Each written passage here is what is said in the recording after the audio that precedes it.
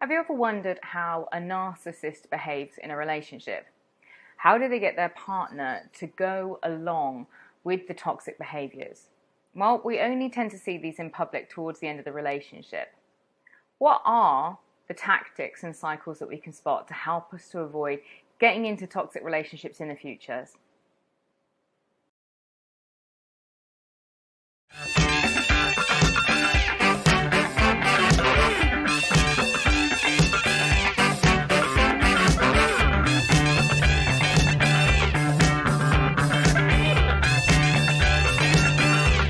How's it going? I'm Laura from Law of Attraction Life Coaching, and if you're new here, welcome.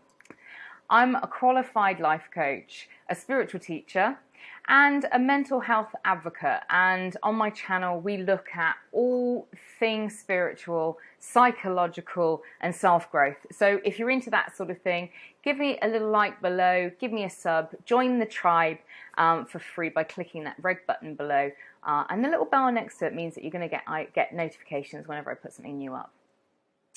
So in today's video, we're going to answer all of the aforementioned whilst looking at the very high profile case of Johnny Depp and Amber Heard. Now, this is not a video to diagnose anyone, nor is it to shame anyone. People with personality disorders are often victims of abuse in childhood, and they are often not as aware or as manipulative as they appear.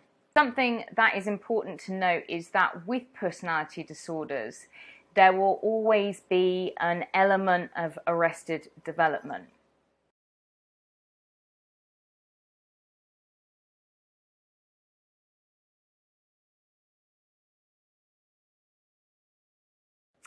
And so it's important to note that you are not really dealing with the tactics of an adult. You're dealing with somebody who is often behaving from a point of reference of a scared teen or a child rather than an adult when they're acting out. So let's take a little look at how Amber and Johnny's relationship has portrayed a narcissistic personality disorder cycle beautifully.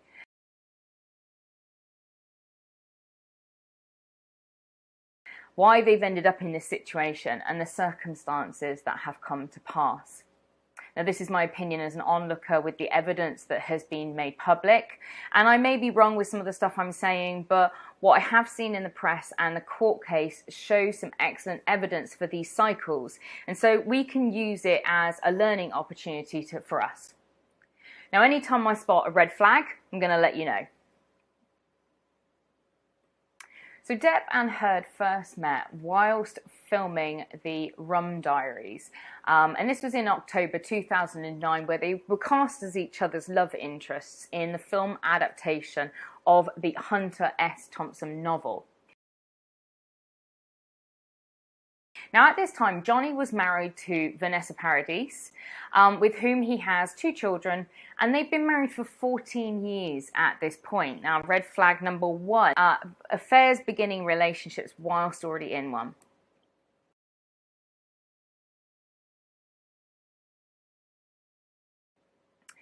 So the narcissist cycle. Because narcissists are reactionary to their thoughts and have created unhealthy coping mechanisms to effectively deal with their thoughts, it creates a cycle of behaviours because they are rarely self-aware enough to put it all together. And often dealing with high stress that causes these behaviours, and they misunderstand the patterns and they misread what's happening in that moment. Now, we're going to talk now about the relationship cycle of a narcissist, and there's 4 parts to this. And the first part is idealization, devaluation, the discard, and then the hoover. And we're going to break these parts down using the Depp and Heard relationship as an example. And just to be clear, this is just my opinion.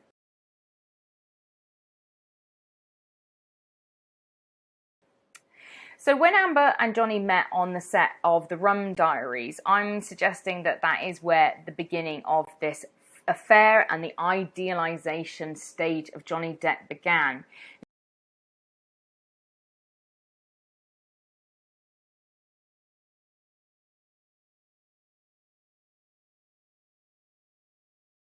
It was felt like something. It felt like something that I shouldn't be feeling, because she had her wife, and even though it was a scene, and she had her wife, and I had Vanessa and kitties, and yeah. When would you say your romantic relationship with Miss Hurt actually began, if not in that moment? Well, I think there was something in the kiss in the shower. Now, when a narcissist is within this stage, they are doing what is called love bombing. Now, this sounds manipulative and deliberate, but actually it isn't the case. The narcissist genuinely feels all the things that they are saying to their victim, to their love interest, and they genuinely feel like you're the best person ever.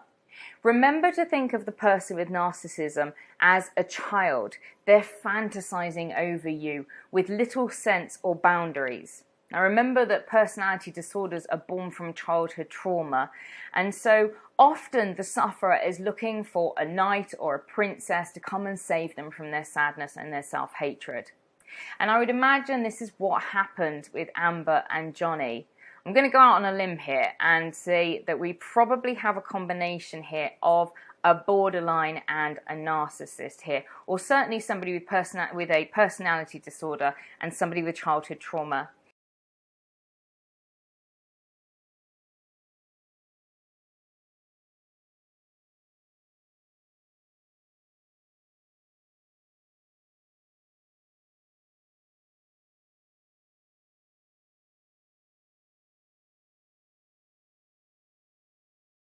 We often see these two relationships come together because they have similar processing and patterns. They also tend to have the same core identity wounds from childhood trauma, and so they both feel like they can complete each other. And as they're both damaged in the same way, this can feel quite comforting. Now, during the idealization stage, the narcissist or the borderline, because if you think about borderline personality disorder's idea of a favorite person, they've in effect ignored who their love object actually is. They tend to focus on the positive evidence, and they tend to think about you as a savior. They create a false identity for their love interest, one that is perfect, and you're just what they've been dreaming of since they were little. They literally can see no negative in you. And there you are up on your high pedestal, feeling that finally somebody sees you and loves you and adores you so much. They see you as perfect and they treat you as such. And this is what we call that love bombing. Now, relationships tend to move very fast, often with this magical thinking that comes with personality disorders. So thinking of soulmates and twin flames and the one, etc. Now we can see this with the timeline of Johnny and Amber's relationship after meeting in 2009, I'd suggest when this affair really started. And in 2012, Johnny Depp breaks up with his then wife of 14 years, leaving a long-term relationship for this new whirlwind one. Amber and Johnny are seen in public for the very first time as a couple in January 2014 at the very public event of the Met Gala.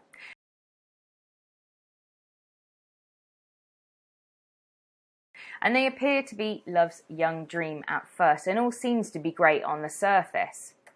And they actually announced their engagement just a few days after their first public appearance. Cue my next red flag of a rushed engagement and sprinting to big relationship stages. Now these are very common red flags because they're ignoring any of the bad sides of another person. And so during this idealization stage, both a narcissist or a person with borderline personality disorder, or even somebody who's got normal processing, they're so head over heels that they are telling anyone and everyone how great their new partner is and so on. And so we don't see anything of toxicity at this point. Now, less than a year after announcing their engagement, the couple marry, and in February 2015, we begin to see things unravel shortly after. So in March 2015, we hear of the first violent fight where a house has been smashed up, and this is where the fantasy begins to unravel. And as I said before, people with personality disorders tend to date, and this is a toxic combination. Borderlines and narcissists experience emotions on larger scales than normies, and they do a thing called mirroring. This is why when you're dating somebody with a personality disorder, they seem like this infamous, male version, female version of me. It's because they're mirroring you unconsciously. So you will like them. You like pasta, they like pasta. You like metal music, they like metal music. You get the picture. Now, doesn't this just sound like an archetypal teen relationship? Because it is. Remember the arrested development. So what do I think happened? Well, the same thing that always happens in the cycle. What goes up, unfortunately, must come down. And anyone who has been idealized is not perfect, and it will only be a matter of time before everybody knows that. And so welcome to the next stage, devaluation.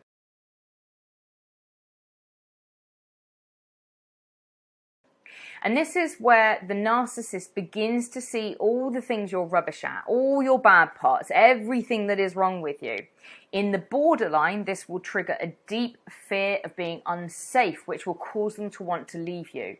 For the narcissist, this is probably more ego-driven. You are no longer good enough to be with them. And this is where we tend to see affairs beginning. Now, using the monkey branching, which is holding on to one branch before letting go of the other one, this is a very common thing to do. And it's due to that unstable and fearful side of a borderline, or the core identity wound of low esteem in a narcissist. They need someone, and so they must have a new source or a new support lined up. Now, in Depp and Heard's relationship, we see accusations of Heard cheating on Depp. Now, the borderline can favorite person somebody for quite a long time, and doesn't really need to cycle through these stages depending on how safe the relationship is and how anxious the borderline is. However, as a narc is rooted in egoism, you can often see them becoming unenamored and finding some new shinier ball, as it were. And this is where we often see them cheating sooner. Now, Heard is accused of cheating with Billy Bob Thornton, and notice the red flag there of the large age gap relationships, which can often be indicative of a mummy-daddy wound. Now, the public illusion here begins to be shattered with the relationship. In March 2015, Depp reportedly got into an argument with Heard and proceeded to smash bottles, windows, and other items around the residence. Now, Depp reportedly sliced off a portion of one of his fingers during this incident, and instead of immediately seeking a medical attention for his finger, Depp allegedly stuck the stump in a can of paint and used it to write Billy Bob and Easy Amber on a mirror, referring to Depp's accusations that Heard had cheated on him with her.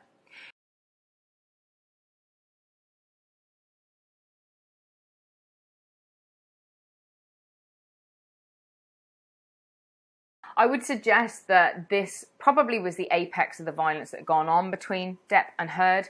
And in these relationships, it tends to seep in a little bit like boiling a toad. It's easy to let things go until you can't let it go anymore. And this is when the discard part of the cycle begins for the narc. And the monkey branching also is utilized here.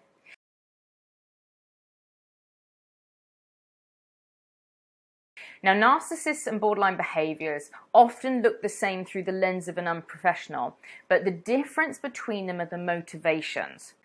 The borderline is often driven by a fear of abandonment and low self-esteem, whereas the narc can be driven by ego and the idea that they are better than everyone else.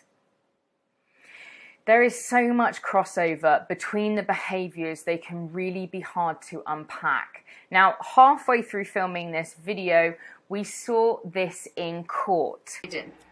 What were those opinions?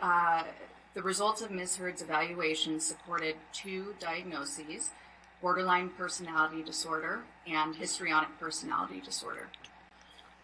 What is a diagnosis?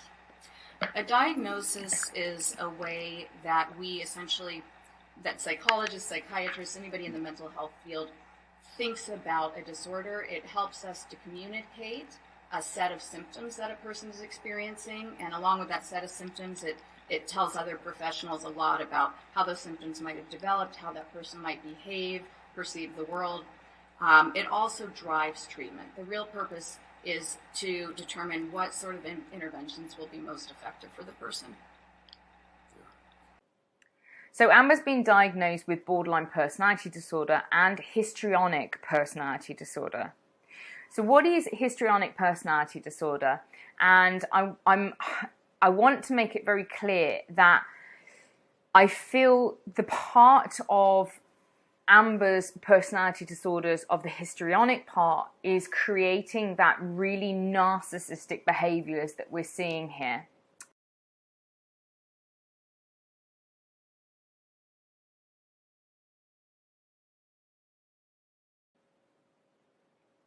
Now, what is the difference between a histrionic person and a narcissistic one?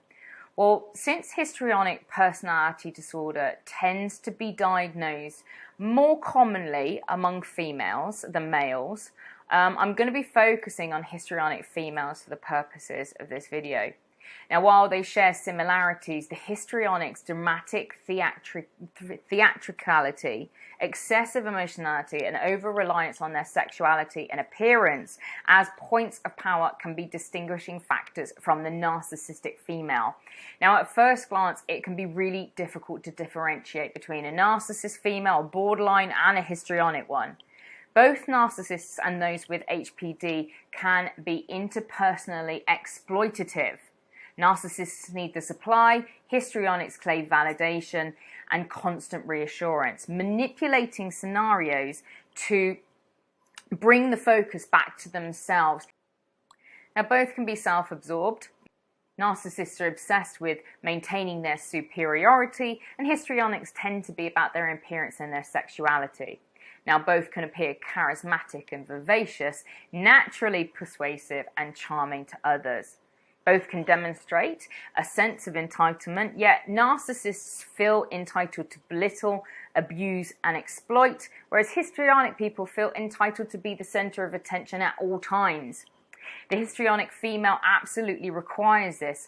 Narcissists thrive off the attention, but can live without being the center of attention, so long as they are still meeting an agenda.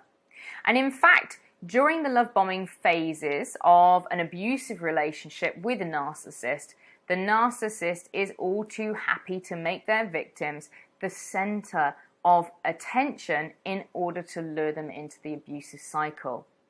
Histrionic females may have more of an emotional capacity for empathy than their narcissistic counterparts, but their passive-aggressive behaviors and sabotage of those who pose a threat to their generosity can be just as destructive to their loved ones. Now, the diagnosis of HPD adds a whole lot of baggage to the borderline diagnosis. And as a mental health advocate, I'm actually really concerned about how this public diagnosis, coupled with Heard's really atrocious behavior, is actually going to affect the already massively stigmatized, approach for people who are suffering personality disorders, which is why, as uncomfortable it is for me, I really do feel pushed more than ever now, to be honest, about my own personality disorder. Now, not all people with personality disorders are crazy or violent, manipulative liars.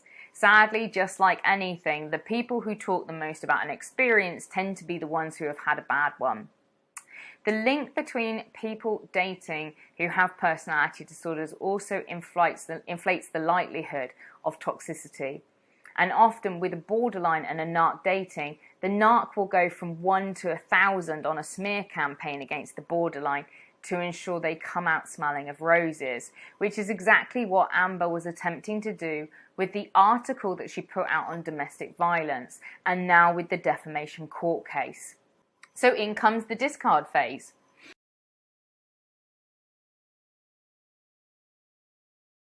The narcissist is always looking for what's in it for them. At the beginning of your relationship, it may have been the prestige of dating you, money, or even just the chase that excited them. Once the narcissist has sucked you dry, you're no longer providing the supply that they need. Or if you have undermined the narcissist's sense of false self in any way, that rug you swept all of those red flags under will be ripped right out from underneath you. You will be discarded like an old pair of holy socks and replaced with an upgraded model that they can use to feed their ego. If you do manage to get out before this phase, it's a bit of a double-edged sword. You may become freed from their everyday abuse, but you will likely incite their wrath. And you may just end up becoming the target that they want to destroy at all costs. And this may just become their new obsession. You will have become the enemy. And the earlier that you can very carefully back away from a narcissist in your life, the better. Now, although Amber has been diagnosed with BPD and HPD, I'm going to go out on a limb here and say that her HPD is more in play. Due to this, her behaviour looks so much more narcissistic on the surface. Of course, as a borderline, I have my own bias to acknowledge here. Now, Heard's reported affairs with Thornton and Elon Musk look very like a source acquisition that possibly failed, particularly with Musk, who would have been a hell of an upgrade in the eyes of a narcissist. Now, during the case and over the past couple of years since the incident, we've seen Amber Heard's smear campaign take place publicly. Now, it started with the article that she placed in the Washington Post, where she kind of hopped onto the Me Too movement. And I'm always really wary of people who are quick to pronounce themselves victims. It smacks of narcissism to me. Most people who have experienced domestic violence or rape, etc., they tend to take a long time to come out to the public with their story and are rarely as overt about it as Amber was. Now, these kind of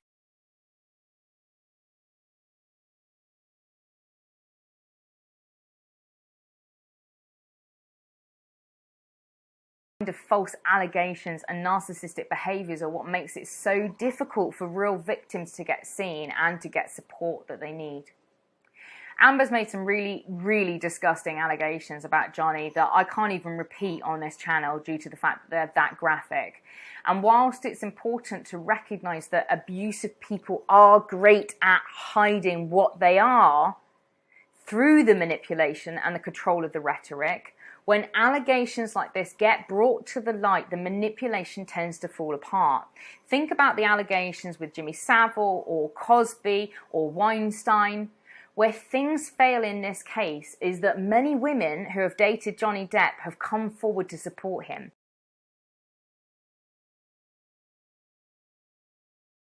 I want this all to end. Her to go heal, him to go heal.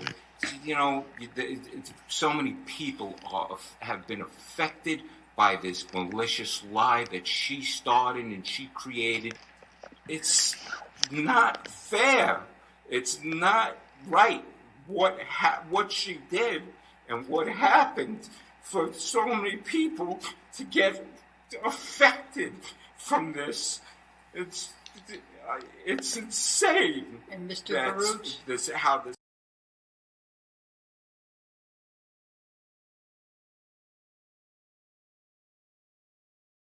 It just doesn't add up. If somebody was an abuser, they don't just decide one day to start abusing just one person in private. The behaviour leaks out into all areas of their life, which sadly for Amber, we have actually started to see in the case with her. Her PA has come to say that she was abusive. We've seen claims of Amber's abuse across many other factions of her life. Did Ms. Heard ever give you any indication or warning that your employment might end upon her marriage to Mr. Depp? No. How did it make you feel when Ms. Heard terminated your employment without warning? bit of a shock, a bit of a feeling of being blindsided.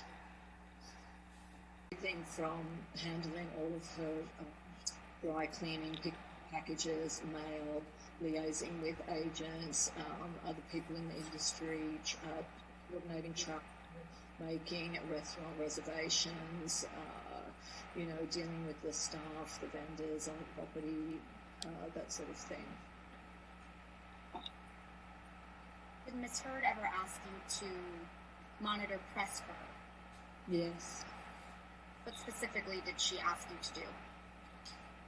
I had a newsstand guy that was instructed to hold 2 copies of every magazine she appeared in.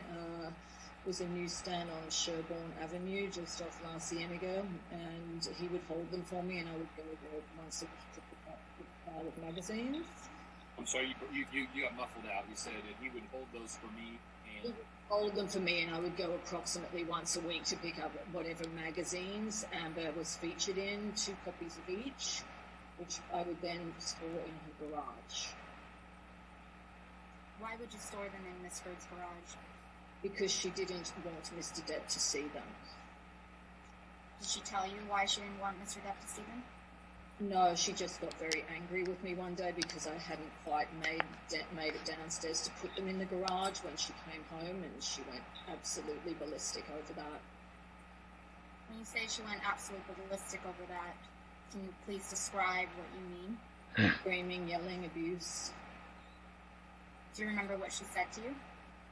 No. That it was abusive in your opinion? Blind rage. Now, this case is devastating. I feel incredibly sorry for both of them. I think that Amber Heard is a victim of herself, and I think that Johnny Depp is very clearly a victim of Amber. Now, Johnny Depp's childhood, where he suffered abuse from his mother, has set him up to be a perfect source for somebody with narcissistic behavior disorder or histrionics, because they are an easy touch. They're much easier to abuse somebody who's already been abused. They forget the red flags quicker because their ideas of what a red flag is much larger than somebody who's normal. Now, Amber, hopefully with lots of treatment, will be able to, my hope for this is that she will go and get lots of treatment, and she can be a good proponent to ending some of the stigma in changing her life around and showing that through treatment, personality disorders can remedy, and that people can go on to have very happy, normal lives. I don't know if that's going to be the case. I mean, if we're looking at Johnny Depp, for instance, as being a child of domestic violence, he's gone on to have a very successful career. He's kind to his children. He's had some very good marriages, and he is that example of somebody who can do better. So I hope you've enjoyed this, guys. If you've got any questions, what are your thoughts about this? Did you see this coming? I unfortunately saw this coming from the beginning that Amber Heard put her first statement for defamation in. I never believed her, mainly because I can see through this stuff a lot easier because I know all of the cycles. And I'm not normal myself, so it's easier for people who are not normal to spot other not normal stuff. But I hope you enjoyed this, guys. Let me know what your thoughts are. Are you rooting for Team Amber? Are you rooting for Team Johnny? Do you feel that maybe what she has said is truthful? Do you think that she's a complete liar? Do you think that Johnny Depp did actually do anything at all? We've seen some videos of him being abusive, but I think that this is what we would call reactionary abuse in this stage, and actually hitting a cabinet or something like that just shows somebody who is in kind of like a high state at that point, rather than necessarily somebody who's committing domestic violence. So I hope you enjoyed this. If you are suffering from domestic violence, or you think you're in a narcissistic relationship, or you're worried about your safety, please contact somebody as soon as possible. I'll leave some links for you below. If you want to get in touch with me, you can email me hello@lawofattraction.co.uk, and I'll respond to any emails that I get. So I love you all very much. I'm rooting for Johnny. I hope that he gets the defamation, and I hope that he gets the award that he deserves. And I hope he continues to be a great accolade to children who have grown up and moved out of domestic violence situations, have made something of their life. I hope that Amber Heard gets the treatment that she very, very clearly needs, and I wish her all the best. I've got no malice towards her. I feel that she is just a very, very damaged person. I think that we should all really recognise that when we're looking at this case.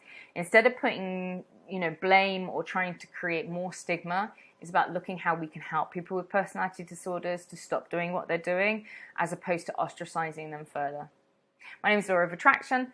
Thanks for watching, and I'll see you all soon. Take care, guys. Bye.